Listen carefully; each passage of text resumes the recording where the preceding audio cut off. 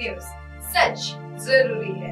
नमस्कार दर्शकों, आप देख रहे हैं MNS न्यूज टीवी और मैं हूं आपके साथ श्रद्धा तिवारी। तो आइए देखते हैं आज की कुछ खास खबरें। आज की हेडलाइंस। विमान से उठा धुआं, नागपुर में इमरजेंसी लैंडिंग, ट्रेन के डिब्बे जले। इमरजेंसी लैंडिंग के बाद उड़ ही नहीं पाया बांग्लादेश का विमान। आइए देखते हैं खबरें विस्तार से। विमान से उठा धुआं, नागपुर में इमरजेंसी लैंडिंग।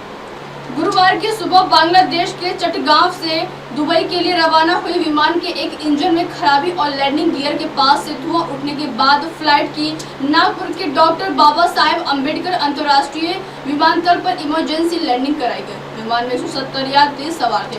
गुरुवार की सुबह करीब 9 बजे चटगांव के शाह अमानत इंटरनेशनल एयरपोर्ट से non stop flight FZ 564 Dubai के लिए रवाना हुई। सूत्रों के अनुसार करीब 1 घंटे बाद विमान के इंजन नंबर 2 में खराबी आ गई और लैंडिंग गियर से धुआं उड़ता दिख गया।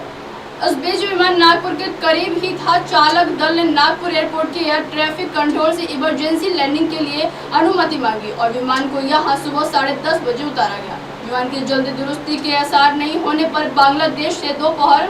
इस बीच विमान नागपुर के करीब ही था। चालक दल ने नागपुर एयरपोर्ट पर एयर ट्रैफिक कंट्रोल से इमरजेंसी लैंडिंग के लिए अनुमति मांगी और विमान को यहां सुबह 10:30 बजे उतारा गया। आई बढ़ती है अगली खबर।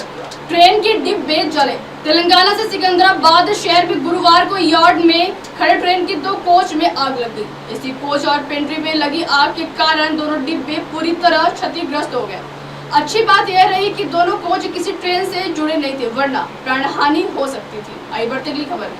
इमरजेंसी लैंडिंग के बाद उड़ ही नहीं पाया बांग्लादेश का विमान।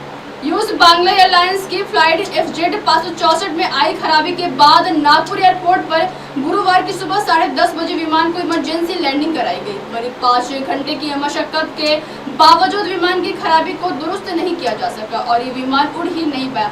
इसके चलते विमान में सवार यात्रियों को दूसरे विमान में पहुंचने तक करीब 8 घंटे नागपुर एयरपोर्ट में अटके रहना पड़ा। विमान में 170 यात्री सवार थे। नागपुर में AIASL ने इस विमान की हैंडलिंग की। मुसाफिरों में 22 लोगों को वेज और 150 को नॉन वेज भोजन मुहैया करा गया। टर्मिनल बिल्डिंग में ठहरे यात्रियों की सेवा के अलावा उनके बैगेज की स्कैनिंग, बोर्डिंग आदि की व्यवस्था करवाते हुए दूसरे विमान के पहुंचाने पर मुसाफिरों में 22 लोगों को वेज और 150 को नॉन वेज भोजन मुहैया करा गया। टर्मिनल बिल्डिंग में ठहरे यात्रियों की सेवा के अलावा उनके बैगेज की स्कैनिंग, बोर्डिंग आदि की व्यवस्था करवाते हुए दूसरे विमान के पहुंचने पर मुसाफिरों को बस के जरिए इसमें सवार कराया गया। इसी विमान से बांग्लादेश के ढाका से एरोनॉटिकल इंजीनियर्स का एक दल नागपुर पहुंचा।